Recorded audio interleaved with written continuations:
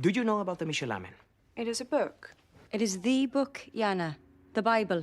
Michelin sends its inspectors to restaurants to eat and award stars. 1, 2, 3. Or none. No one knows who they are. No one. They come, they eat, they go. But they have habits. They have to stick to a routine to give every restaurant the same chance. Michelin men eat in pairs. Sometimes the Michelin Man can even be a woman. They always book a table before 7:30. The first of the pair arrives early and has a drink at the bar. His partner arrives half an hour later. One orders the tasting menu, the other one a la carte. Always. They order half a bottle of wine, they ask for tap water, they wear business suits, they're polite. But attention, they may place a fork on the floor under the table to see if you notice. And they wouldn't drop it, because that could make a noise and make it too easy. Everything from now on must be perfect. Not good, not excellent. Perfect.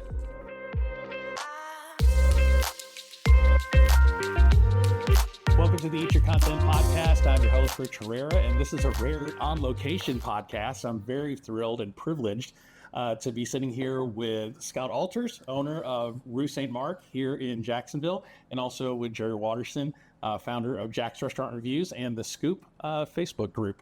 So I am here at Rue St Marc because Michelin just made it through Jacksonville recently. They have expanded outside of Orlando, Tampa, and Miami, and included all of Florida. And Rue St Marc was privileged enough to be mentioned in the Michelin Guide this year for 2026. So we're here to talk about him, his restaurant, how Michelin has, I don't know, maybe changed things and kind of see where things go from here. And I'm also here to talk to Jerry about what does Michelin mean for the greater Jacksonville, Northeast Florida area? Is it long overdue? Have we been in an underlooked foodie city for this time? We're finally getting our flowers. So thank you both for joining me on the show. I appreciate it. A pleasure to be here. Yeah, my pleasure as well.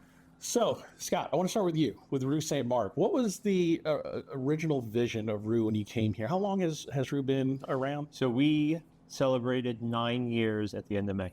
9 years. So when you think back to the beginning of Rue St Marc to now, what was the original vision and how much of that has changed or stayed the same throughout these 9-10 years? So the original vision, to go back a little bit, my wife and I were living in Napa, California. I've studied French cuisine for most of my career. I was working at an incredible Michelin-starred French California restaurant, fine dining restaurant out in California. Absolutely loved it, but this is home. And when we kind of got to that point in our careers that we wanted to settle down and open our own restaurant, obviously we were going to move back to Jacksonville. This is where all our family is. I wanted to continue doing contemporary French cooking. I didn't think the fine dining level that I was at in California would have fit so well at that time. But while studying French cuisine around that, 2010, 2011, in France, you had the revitalization of the bistro. A lot of Michelin-starred young chefs, maybe didn't see such a career going with that high-end luxury dining after the financial collapse. And they started bringing these bistros back to life, cooking incredible food, still using excellent purveyors and sourcing their products from, great farmers, local fishermen, that whole thing.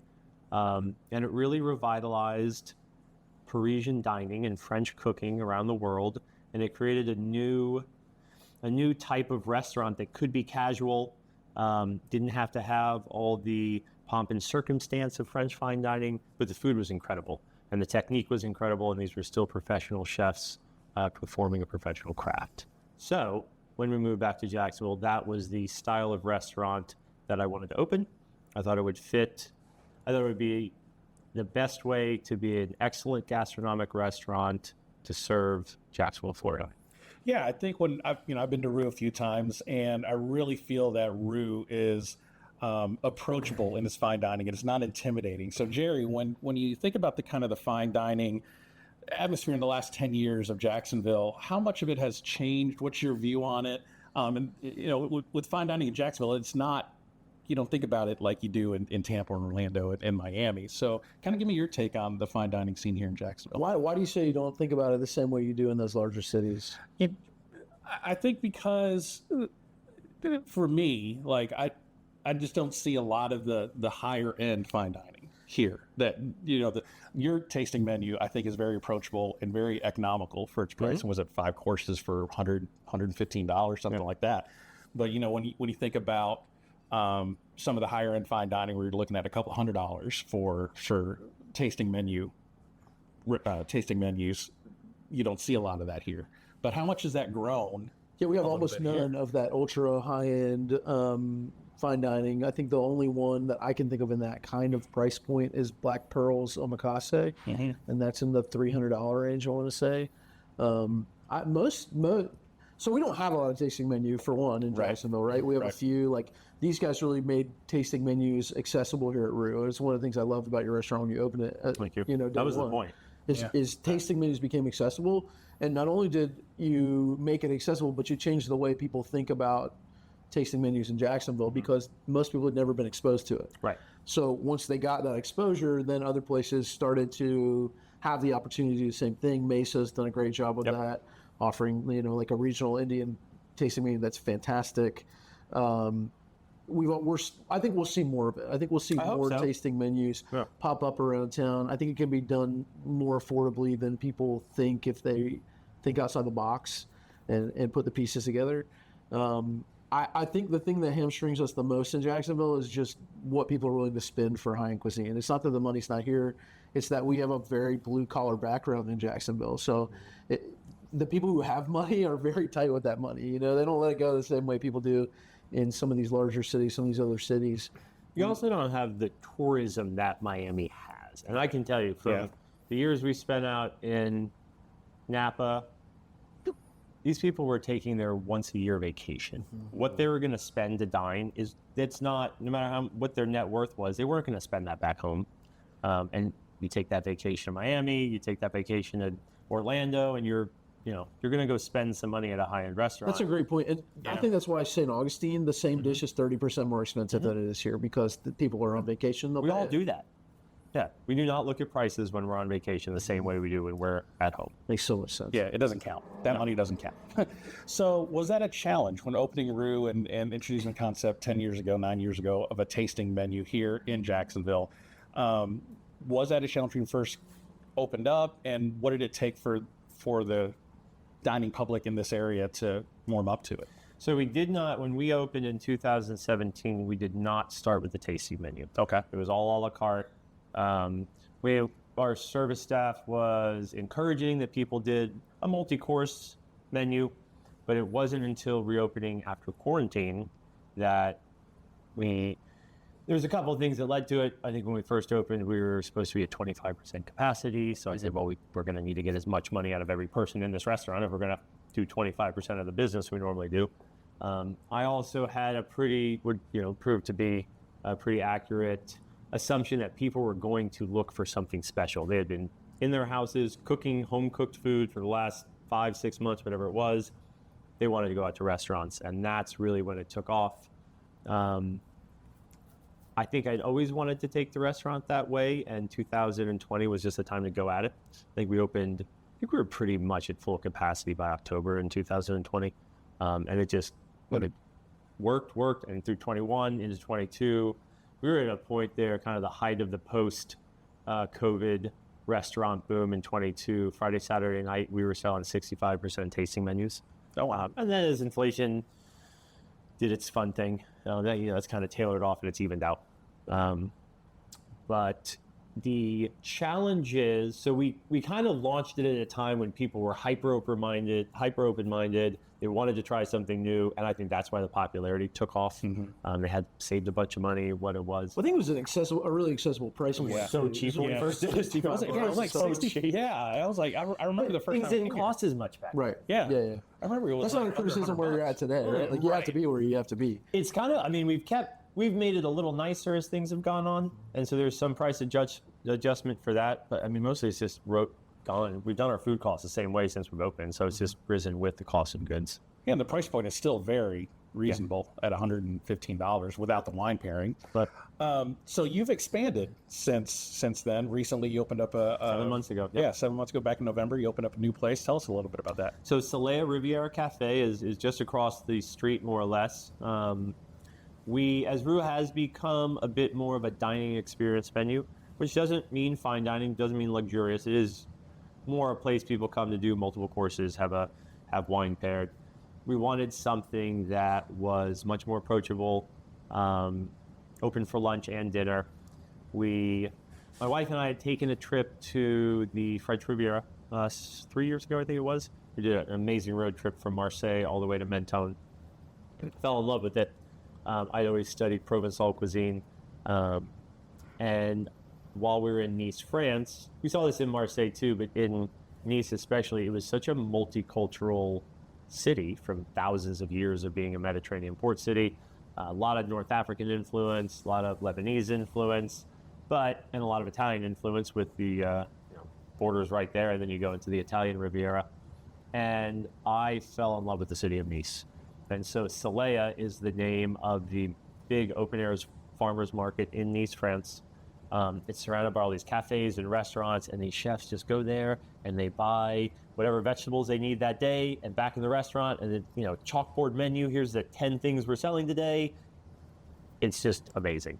And so that's not exactly what we do at Soleil, obviously, but we wanted to kind of take that soul of Niçois or Riviera cuisine and do a restaurant that was a lot more approachable, much more affordable price point. We run it in tandem with Rue, so we can support local farming even more. We can, I was telling you guys earlier, we're now able to bring in whole lambs from a farm in Kentucky, and between the two restaurants, we use every part of that lamb. It's going to turn into something pretty cool running the two restaurants together. For lunch, so Genoa is really the birthplace of focaccia. You see those kind of flat focaccia-style breads throughout Provence and Liguria. So we do an incredible herb de Provence bread that we bake every day with these Italian-style focaccia sandwiches for lunch. And then at dinner, it's just a real light French, Italian, Mediterranean cuisine. Nice. So I like it. We're getting great feedback. We named it a cafe because I love European cafes. You can go there for coffee in the morning, you'll get a light lunch, a light dinner, and then it becomes a vibrant bar scene at night. So I love how those all-day restaurants kind of go. We haven't done anything for breakfast yet, but hopefully as we get our feet underneath us, there could be an earlier in the day component to it as well. Yeah. I don't know that many people in Jacksonville have actually done a creative breakfast anyway. Like, we get all of the same, bacon, eggs, sausage, maybe a biscuit or two, Right. I would love to do it. So we're going to kind of ride the year out and just get all our ducks in a row. But I would love to do something. We bought a really nice espresso machine. It would be pretty cool. Got to take it out first. And I make a killer French-style omelet. I'll put it up against anybody's. I started in this career young enough where it was kind of one of those things. If you were going to be a chef, you had to make a perfect omelet. That was the test, right? I practiced. Get in the kitchen, make a French omelet. And I taught my wife how to do it too. So nice. She's great at it as well. And we brunch hard here at Jax. So we do. Eventually, I'm sure brunch will happen for you. So how's the reception been of the new place since you Wonderful. opened? It's been wonderful. Yeah, we want to keep that. At Rue, we change the menu all the time. We really focus on the best products that we can get in, and then we create the dishes around the products available. And that's the same direction that I see Soleil going, just at a lower price point and in a more casual, approachable way. Sticking more to, I think Rue is not overly creative, but a creative restaurant. But I also love regional cooking. I love regional cooking. And I wish we had, we're getting into kind of Jacksonville's restaurant offerings. I hope we can get more kind of regionally focused restaurants. And that's what Soleil is to some extent supposed to be. It's really French, Provençal, and Italian, Ligurian cuisine. They're so connected. And I like it. Thanks. Yes.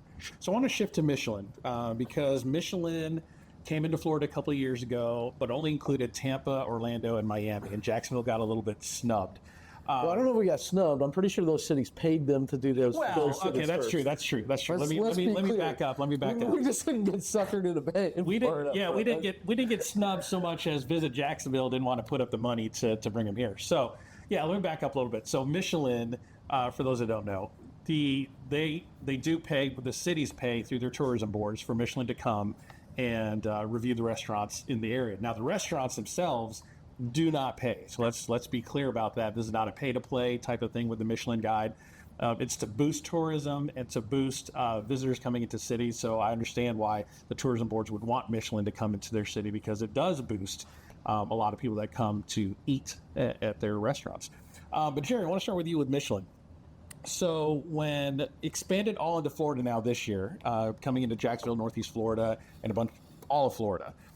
So 3 restaurants were named in Jacksonville. We had Rue St Marc, we had Bearded Pig, and we had Egg Boy. What did you think of those selections, and who do you think got missed?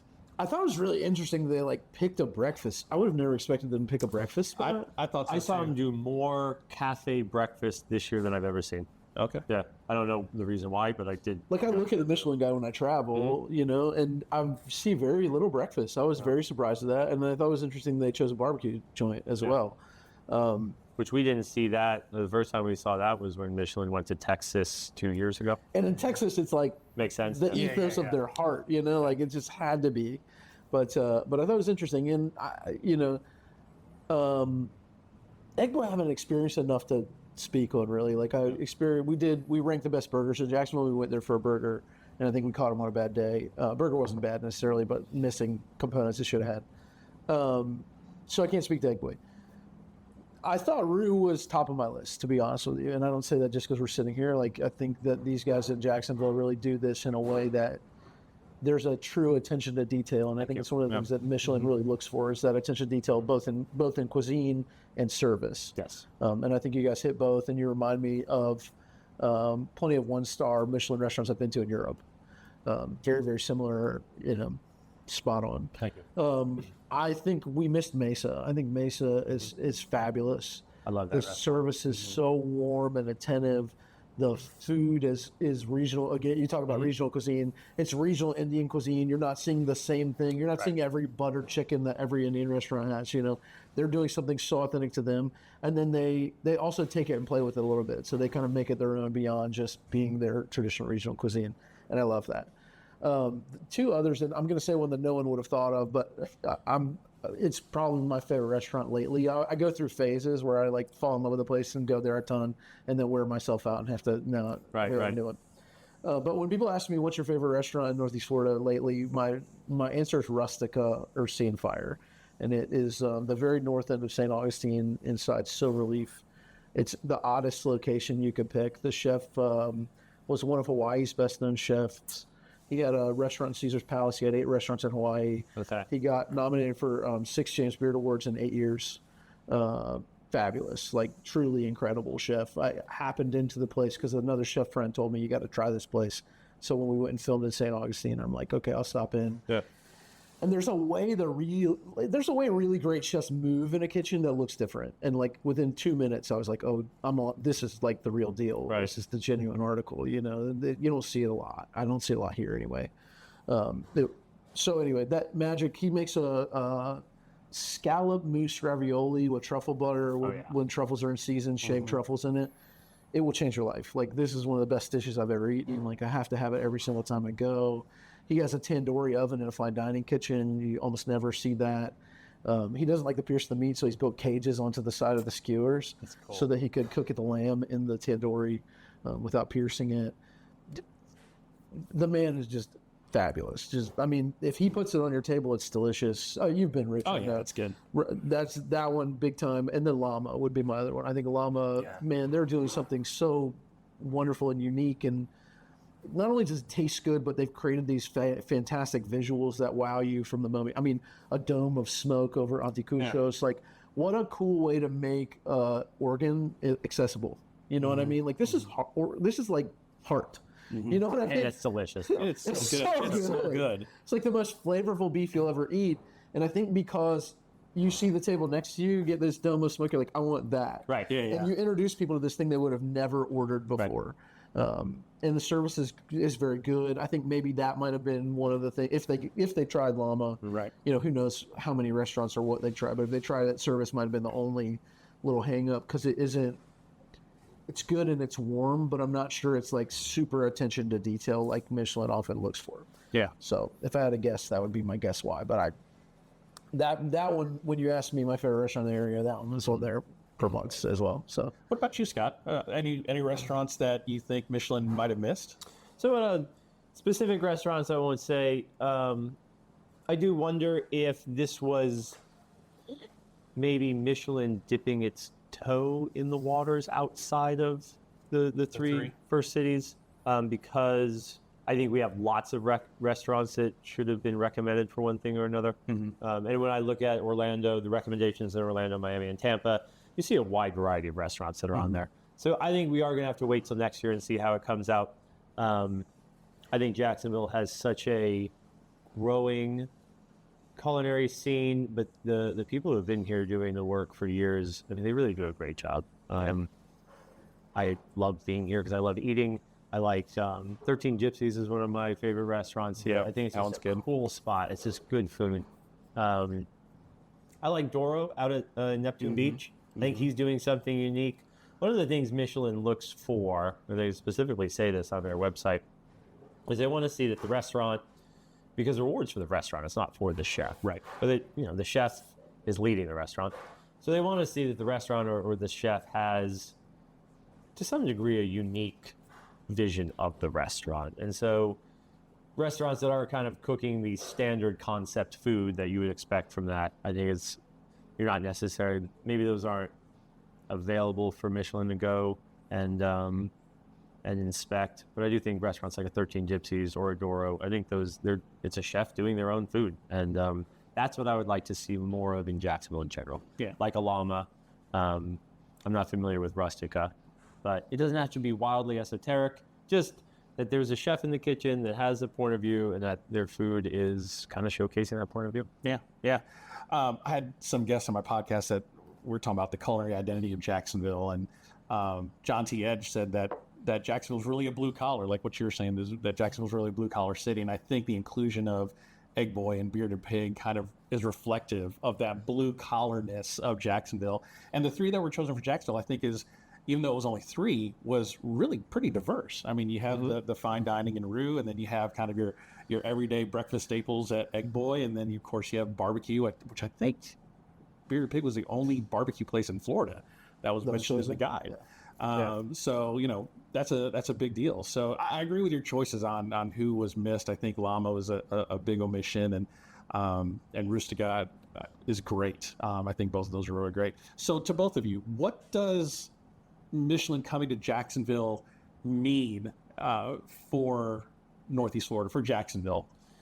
So the one thing to keep in mind, though, Michelin started as, it's a 100-year-old organization, but they really have always been for the commuter originally, because they're a tire company. Right.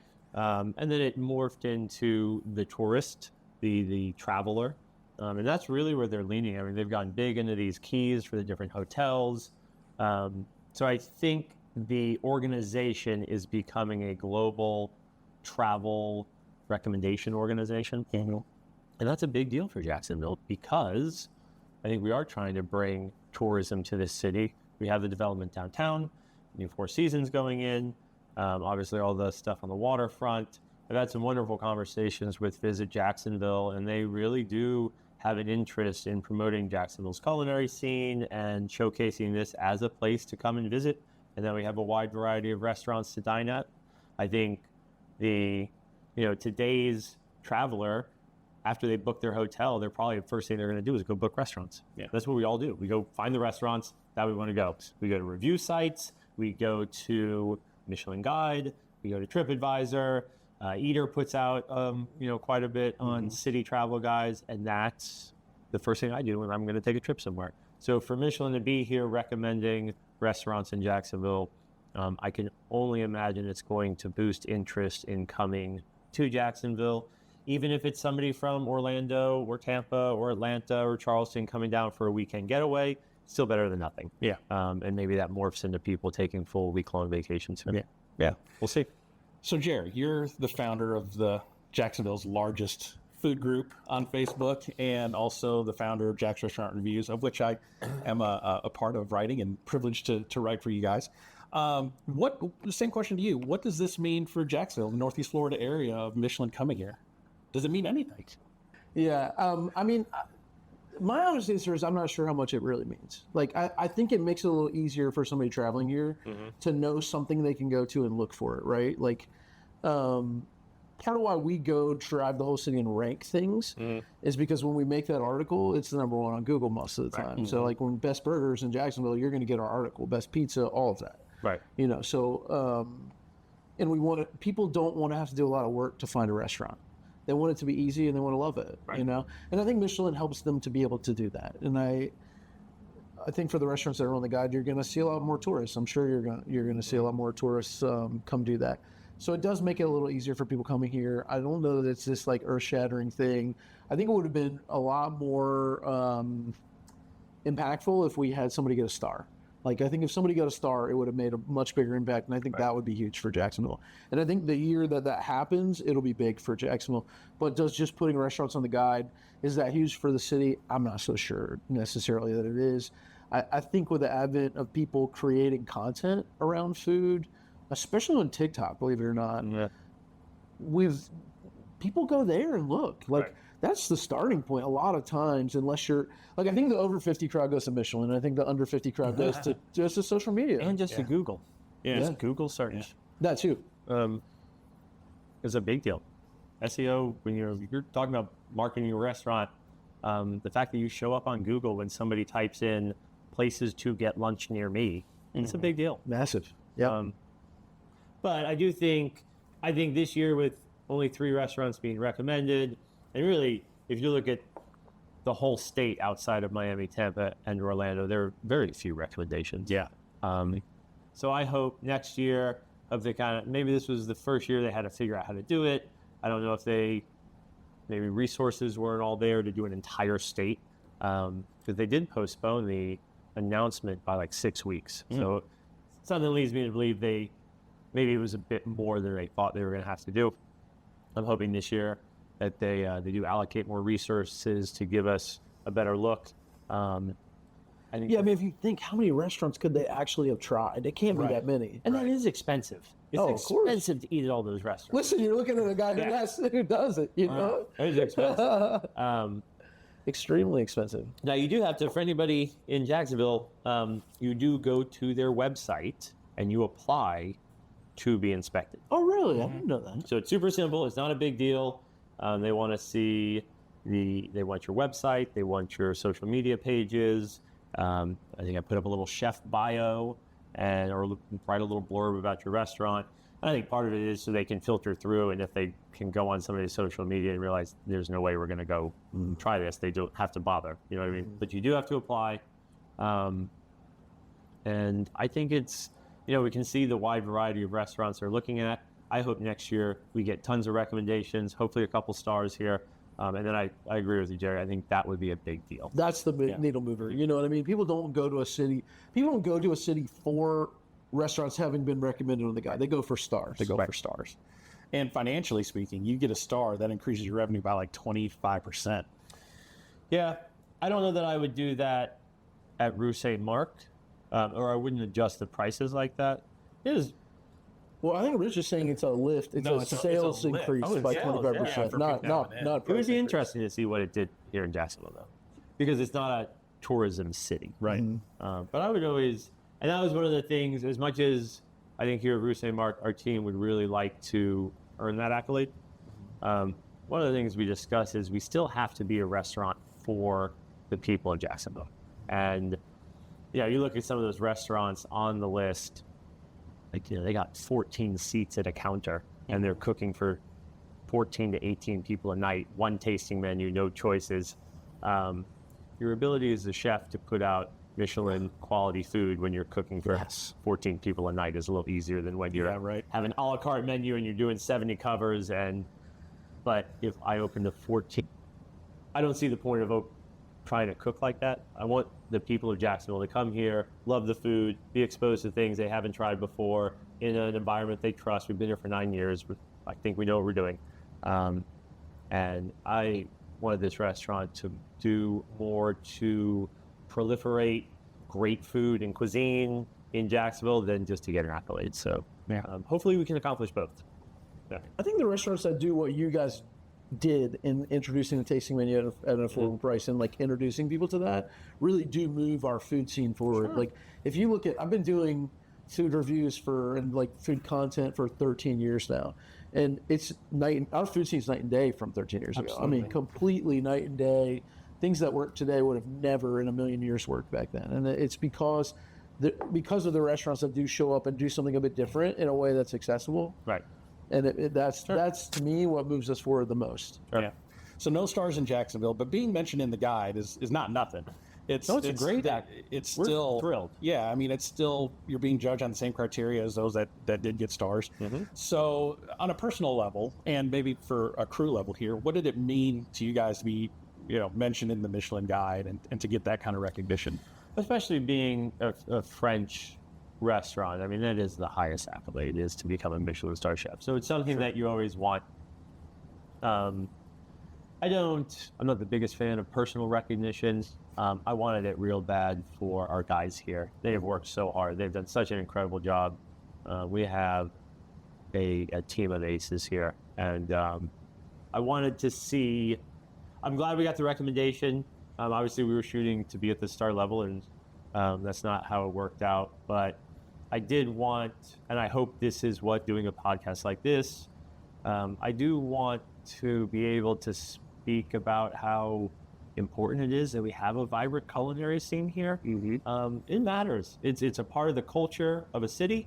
That culinary scene or that hospitality culture includes supporting agriculture, supporting our farmers, fishermen, shrimpers, ranchers.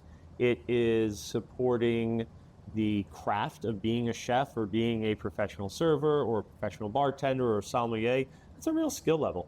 And I think we could lift up the appreciation for those skills. I would like to see us do more with charity and feeding some of the less fortunate people in our city. We talked about Waste Not, Want Not. We've also done some really good work with Feeding Northeast Florida. Those organizations are incredible. I mean, they're as good as any food charity in the country. And I think all of those things together lift up our culture, builds community, builds togetherness, and starts to give us an identity. And that identity for San Marcos is a wonderful spot to, wonderful neighborhood. It has its own identity. I love going down to University and Bay Meadows. There's so much great ethnic food there from all the ethnic communities. And that's where I go out and eat most of the time. It would be great if we recognized in Jacksonville the cultural diversity we have here. But we have some really cool stuff. Yeah. I think a lot of the ethnic restaurants are cooking to be very approachable. I would love to start seeing, instead of every Vietnamese restaurant selling pho, I'd like to see a North Vietnamese versus a South. Really start getting into some of the true cultural dishes. Same with, can we speak our mind on this podcast? Of course. We have so many generic Mexican restaurants in this city. Could we get some more authentic Mexican food? We do. Have you been to La Guadalupana? No, I have not. So this is where you make it. So there is we found this. We ranked tacos in Jacksonville. So we drove to the city. We were looking for a Mexican restaurant that was on our list to try. Couldn't find it. We saw a Mexican grocery. We're like, maybe it's in there. Yeah. Went in. It wasn't the restaurant we were looking for, but it was the restaurant we were looking for. Excellent. So we walk. It is a little bit like the record stops when the white boy walks in the room, right? Yeah. It's you and every Latino in Jacksonville. I love that. It's fantastic. They used to have no one who spoke English, but now they have one waitress who speaks English. So I speak Spanish, so we're good. Oh, good. Well, I'm almost conversational, so same, can do it in Spanish as well. But this is the spot. It's a little. When we walked in, it was grandma's patting tortillas by hand in the back, and I was like, "This is the spot." What I want. Yep. This is the spot. And it is. And so the Jacksonville diner is going to have to go out and try some stuff they've never had before. Yeah. And you're not going to like all of it, but you may find some things you absolutely love. I mean, I have a thing. Don't knock it till you try it. Sure. I mean, and I'll try anything once, right? We have such a great Filipino community here. With our medical industry, we brought a lot of Filipino, Vietnamese, Thai. So we have these vibrant communities here. I would love to see some Filipino food blow up. I don't know if you have a great abstract. I like abstract. That's where you want to go. I do like that a lot. So those are, if you look at our Lebanese, we have a vibrant Lebanese community here. And those restaurants exist, but I would love to see those get lifted up. Yeah, absolutely. If you go look at the recommended restaurants, just say for Orlando, I do like the way Orlando kind of grew its ethnic restaurant scene, but you can get Szechuan Chinese food. They did a good job. There's a new one, Sichuan Kitchen, that just opened in Jacksonville. Here? Yeah. Yeah, that was my favorite Chinese food. Yeah, favorite Chinese food. I like hot. So we started doing a dinner series. I don't know that we've ever done one with you guys because you already do a tasting menu, but we started doing a dinner series many years ago where we would take people to different restaurants, 6-course menu, very accessible price, more like a promotional event for the restaurant itself, but to introduce people to other cuisines. So like once we built a good following, they would just go wherever we took them. So they got to try to do different things. We just restarted it again. Good. Tickets are available on Eventbrite, folks. But our next event is A Taste of Iraq. So there is a Iraqi rock and roll diner in Jacksonville. No way. There is. I kid you not. So, and I'm going to blank on the name. Fast Eddie's. There you go. Thank you, Abigail. Fast Eddie's Quick Mid East. So they do some diner, American accessible, but then they flavor with Iraqi typical spices. That is awesome. It's like they do a cheesesteak. We tried on the cheesesteak rankings, with Iraqi spices, but they have it's family recipes. So it's a lot of stews. Yeah. So a lot of stews and that sort of thing. Rice, I assume, good rices. Yes. The owner was GM at a Ruth Chris. Okay. So their service is phenomenal for like a diner. That's very place. cool. It's a neat place. I'm checking that out. Yeah, I mean, there's so many great places to eat in Jacksonville. I always get miffed when I see a post where people say, "Oh, there's nowhere to eat in Jacksonville." Everyone struggles to find them is the challenge, right? Like that's what we try to fill, the gap we try to fill. You guys do a great job at that. Thank you. Yeah. So I want to talk a little bit about the Michelin and how you guys, the kind of the fun stuff. They're normally shrouded in mystery, but did you have an inkling of when they were coming into town? Did you notice Not at all. Not at all. No. And the reservations, single diners. No, we were kind of talking about this before the show started, but when we would have a single diner come in, especially if they did the tasting menu, we were hyper vigilant to make sure everything went out well. So a lot of single diners that are probably not Michelin inspectors got some great meals here. And hey, just good for them. To be fair, most people get a great meal here. Most people get a great meal here, but hyper meticulous. And that was a little bit of what we did going into it. And we had this discussion again as we go in the next year, really trying to. We've been evaluating what we did this year. I also opened a restaurant in the middle of this year, so that was we went forward, and I'm glad we did with opening the restaurant before Michelin announced it was going statewide. So I can't speak highly enough of the way our team stepped up, did an incredible job, maintained all the standards while my wife and I were running back and forth, putting dimmer switches on the lights, and all the fun things that go into opening a new restaurant. Right. And the fact that we still got the recommendation while my wife and I were in the middle of, running 2 restaurants was pretty incredible and a real testament to the professionalism of the team we have working here. But I think for us, we love the style of food that we do here. I'm not changing the style of food. We looked at refining things. We did bring in, I've always liked cooking some less luxurious product because I just think it's fun and I think it's good to serve things that aren't ribeye and filet mignon. So we did kind of back off a little bit and only pick really prime cuts of meat. Our fish has always been exceptional. Vegetables have always been exceptional. And so it's really just about refining it down so that regardless of when the Michelin inspector comes in, they're getting the best quality meal that we're able to offer. And that's what this year will be as well. And I think that's great for the diner here. I mean, they're going to get this. What I liked about Michelin, and yes, it's shrouded in mystery, and yes, you don't know, but that's kind of a neat thing because it keeps you on your toes and it keeps you focused on the small details. And that's important. That's important for a restaurant. So with being in the guide now, is the pressure on for a star? Do you feel the pressure to elevate a little bit more to get that star, or you just keep doing what you're doing and let the stars come if they go? I think we felt that pressure last year more. I don't know. I mean, if I'm just being honest, it was. I think Rue St Marc has done an excellent job. Kind of what we talked about, elevating what a quality-driven, approachable restaurant can be. I'm not a hyper-competitive person, but sure, I wanted to get it. I mean, and the team did, and it was a really great team-building exercise because we were more critical of the work we were doing throughout the year, and not just me being critical of them, but us being critical of ourselves. And we're going to do that again this year. I think I think it's going to be more fun this year. Yeah, to go for it, because we kind of went through the initial pressure of this could actually happen. And then getting the recommendation was huge. I don't think Rue St Marc should have been the only restaurant in Jacksonville, only full-service restaurant in Jacksonville to get the recommendation, but we were. And so I think there's a responsibility there. Not a responsibility that we have to get a start next year, but a responsibility to speak about what we do here that I think led to that recommendation. We take professionalism very seriously. We take the craft of being a chef very seriously. We take service very seriously. We don't take ourselves very serious, but we take the work that we do very seriously. And I think that's what Michelin is looking for. Sourcing great ingredients. If I'm getting my vegetables from a local farm and they got pulled out of the ground a day before they come up to me, I can just cook better food than the next guy who's squashed. You know, right now our squashes are all coming. All of our local farms are bringing squash in. And squash that was picked off of the plant 2 days ago is going to always taste better than the one that sat on that container no ship. idea how much of an impact that makes. Cilantro right off the plant is like an entirely different herb than cilantro is sat for a week. Sure. So, that's why supporting local farming makes my job easier, because the ingredients are great. I mean, our shrimp, we get our shrimp from Debbie and Eddie Chester. This stuff comes off the boat to the restaurant.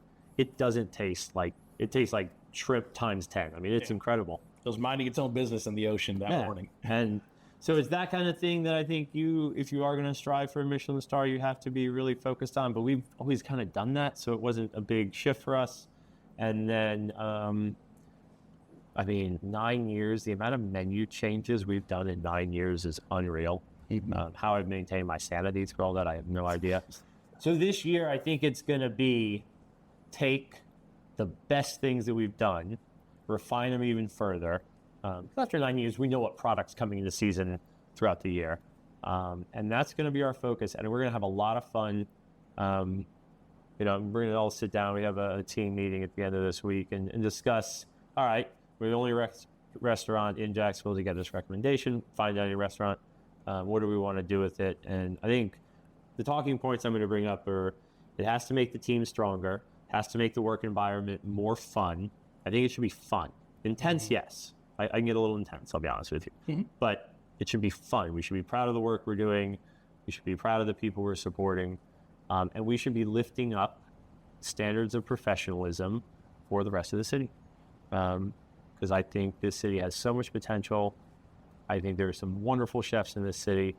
And I would like to see our profession elevated, not to the height of brain surgeon, but just a little more respect for Would you say one of the biggest challenges is that, not at the executive chef level, but at like the line cook level in the city, we really don't, do you think we have a dearth of talent? Have a dearth of talent? No. Could we? Yes. Rue St Marc is an incredible restaurant for forming talent. A lot of the guys that started with us, they had been line cooks at other restaurants in the city, and were just kind of a little bored, and they came here, and we do a real good of like shocking the system right away. It takes somebody about 3 months of working here to acclimate to working here. And not that it's crazy or wild, it's just we are very specific about everything. And right now my team, a lot of these guys have been with me 5, 6 years, 4 years. They're awesome.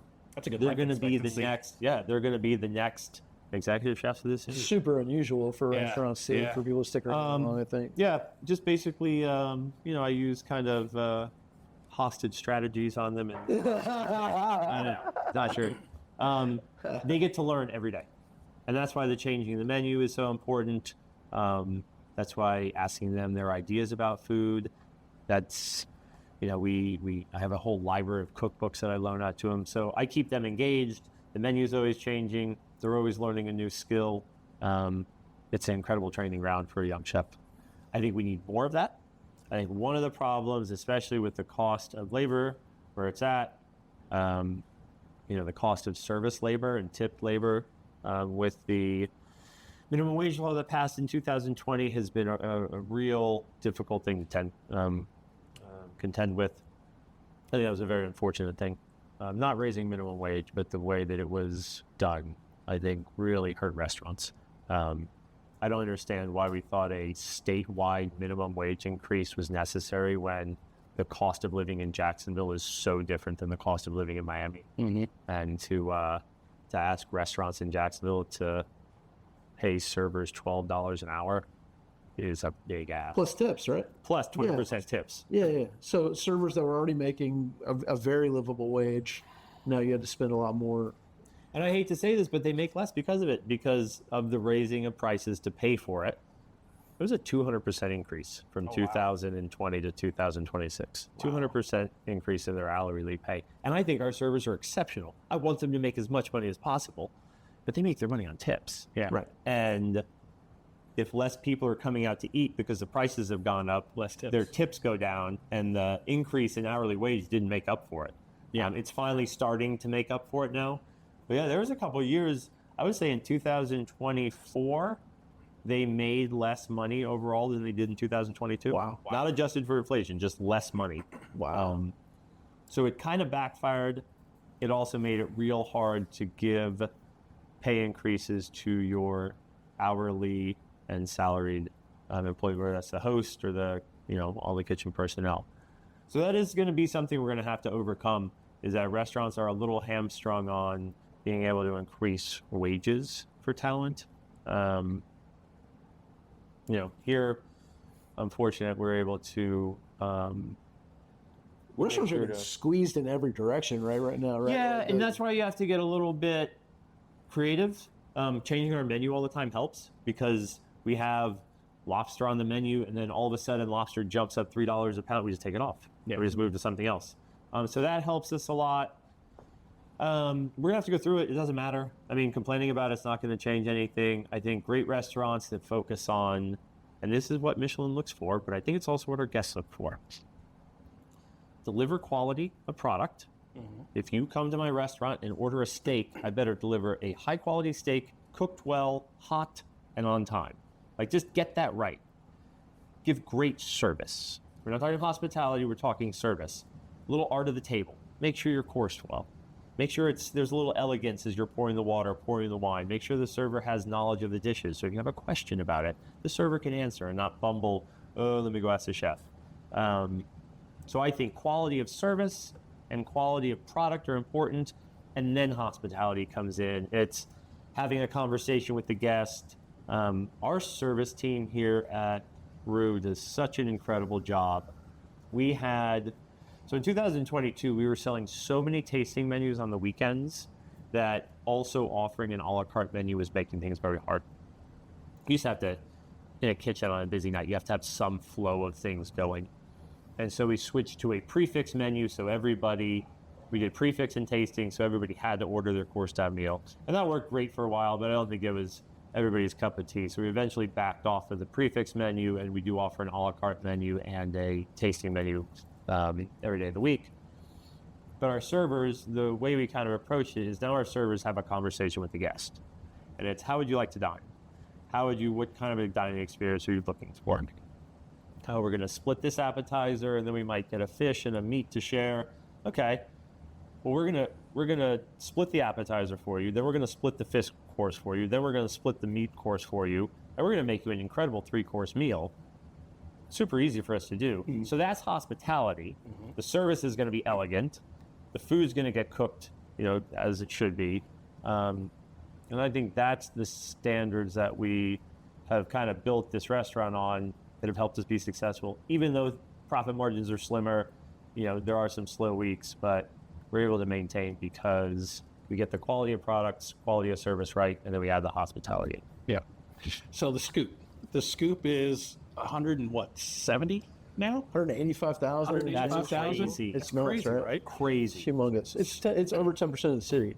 That's crazy. That's nuts. So a lot of people. Congratulations. Yeah. That is huge, for real. So a lot of people look to the Scoop for restaurant recommendations and things like that, and the members are known to have measured responses and calm demeanor in the comments section. Oh, I've gotten ripped on that thing a couple of times. Everybody has. Everybody's had great ones and then horrible ones, right? Like, I get threatened to be sued about 4 times a year. I'm getting used to it by now. Okay. I have lawyers, so I'm never going to sue you. I love it, man. Well, I appreciate that. This is great. Nice for somebody to be. But no, most restaurant owners in town are really charitable about it, and they take it pretty well.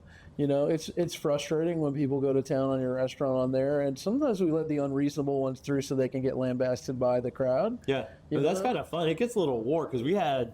Oh man, I'm not even going to go into how we got on this one. It wasn't because of food or quality. It was an interaction that I had with a guest, and man, it was like World War III on that. We had people we knew getting on there defending us. It was. I just sat back and watched. I was not going to comment. I was not going to say a word. It was awesome. You know what we find is most of the time when you get a negative review that really goes, your business goes up. Mm-hmm. It did. I'm sure. Yeah, That's exactly. hilarious. Exactly. Yeah. When you have, and this is restaurant owners, if you're watching, please, your business will go up. For negative reviews, but yeah, no, but it'll go up if you have a negative review, because we remind the people that love you that you exist, and that's half the battle as a restaurant is 100%. Reminding the people that love you that you exist. Because we sit around and we go, oh, where do you want to go eat tonight? Where do you want to go eat tonight? And this is especially true if you don't fit cleanly in a category. Because when we have that conversation, it's often not a specific restaurant. It's like, do you want Italian? Do you want Mexican? Do you want Asian? Da, da, da, da. It's not a specific restaurant. Then we pick the category. Now we go to restaurants.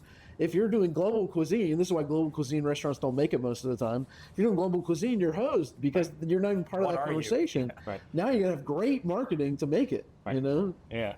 So speaking of those, rational responses that we see so often in the groups, what has the talk been like about Michelin in the Scoop? What are some of the comments that you're seeing out there? I mean, I think just plenty of argument about who should have gotten it, who shouldn't have gotten it, that sort of thing. I think people are very surprised at Egg Boy, but I think that's probably true of the culinary community in town too. I think everybody was surprised that they made it. They're not a very old restaurant. Not that Nick and his team do a bad job. They don't. They do, I'm sure they do a great job. I really like their Canopy Road, which is their previous one as well. But yeah, as far as Michelin goes, I think that's it. I think some surprise that nobody got a star. I think quite a bit of surprise that there weren't more restaurants that ended up on the guide, especially more high end or like upscale restaurants that ended up on the guide. We have a lot of them, and I would have liked to have seen. I was thinking this was going to really be a big lift for Jacksonville as a city. And I think next year will be, but it missed a little bit this year. Well, and more restaurants will be on the radar screen next year to some degree, I'll bet. I wonder how many people actually submitted themselves too. Probably not that many. Yeah, I don't know. Probably a lot didn't realize Really they needed to even. Yeah. I certainly didn't know that. We had a meeting here at Rue with Visit Jacksonville and quite a few restaurant owners. So I tried to tell everybody I knew, but whether it's it or not. I bet Visit Jacksonville called the people that they had relationships with for sure, but or even helped with applications with some of them. But so, yeah, the Scoop has been, I saw that Facebook was going to turn towards groups. Like, thankfully, kind of early. I saw that they were going to turn towards groups pretty quickly, and I said, you know what, I've got to put a group in place. And they did. They turned really hard into groups, and the group kind of took a life of its own. It's fascinating because I started the group as a place for people to get the scoop on what's going on in the restaurant scene, not a place for people to leave reviews. Really, we started as a platform to get more eyeballs on our reviews. Right. Which we did with a lot of intentionality, right? Like we try to review reviews not to critique what the chef was doing, but to help people if they understand if it's the kind of restaurant they're gonna like. To me, when you write about restaurants, like I'm not a chef.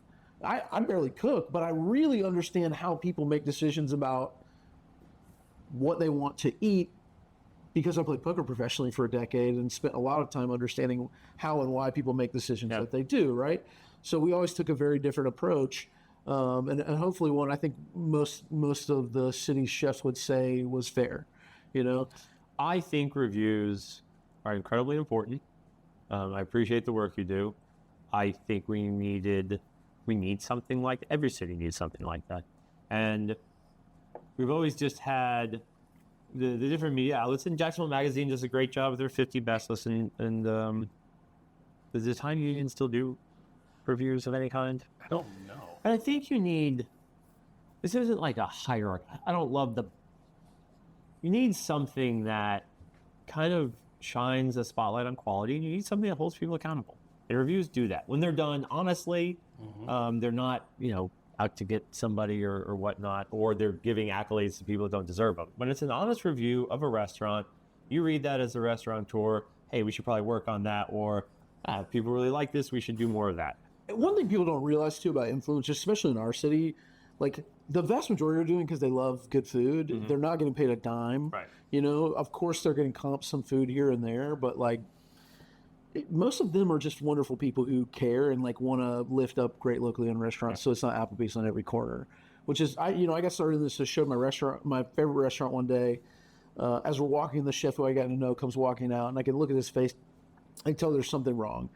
And he says, they turned the power off today. I lost everything in my fridge and freezer, and the restaurant's over. And when you watch somebody's dream die right in front of you, if you have a heart, it changes you. It does something to you, especially somebody you've gotten close to.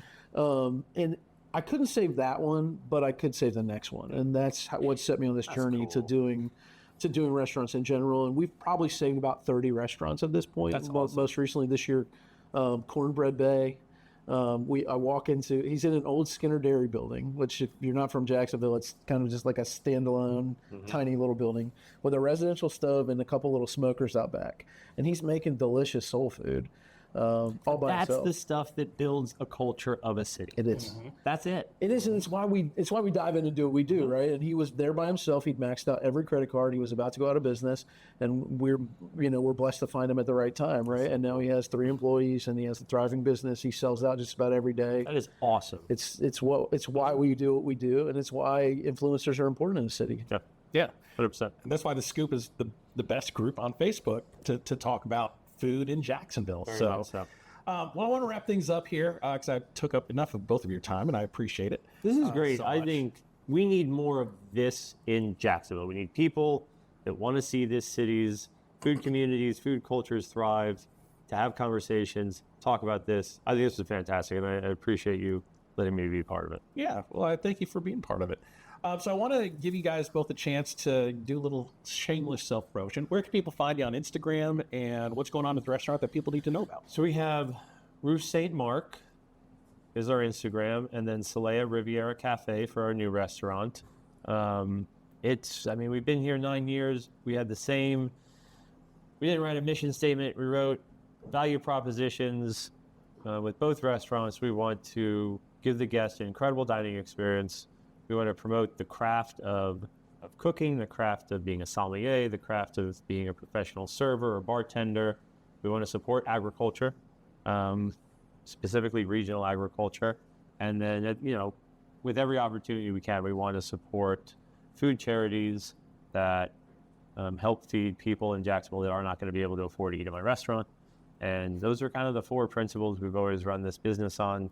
And it's been a pretty cool ride for the last 9 years, and obviously to get the Michelin recommendation, be able to open a second restaurant, it's been good. It's been good. Nice. And for the other 90% of Jacksonville that hasn't made it on the Scoop yet, how can people find it? So we've got a Facebook group called the Scoop with Jax Restaurant Reviews. I also have social media channels. On Facebook, it's Jacksonville Restaurant Reviews, and every other channel, it's Jax, Jax Restaurant Reviews. That's where you can find us. We're always making interesting content about different restaurants all over town and finding unique places that you're probably not going to find unless you went hunting. And you can follow me on socials at Rich Herrera and at Eat Your Content. Make sure to like and subscribe on your podcast player of choice so you know when new things are dropping. Guys, thank you so much for your time. Thank you, I Rich. appreciate it. Absolutely. It's been a pleasure.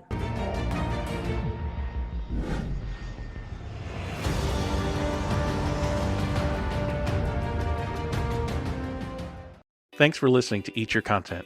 If you like what you hear, please consider supporting the podcast through my merch store on TeePublic. Get great quality items like t-shirts, hats, mugs, and more, all sporting the vibrant Eat Your Content logo. Go to teepublic.com/user/eatyourcontent for more great items, and thanks for your support.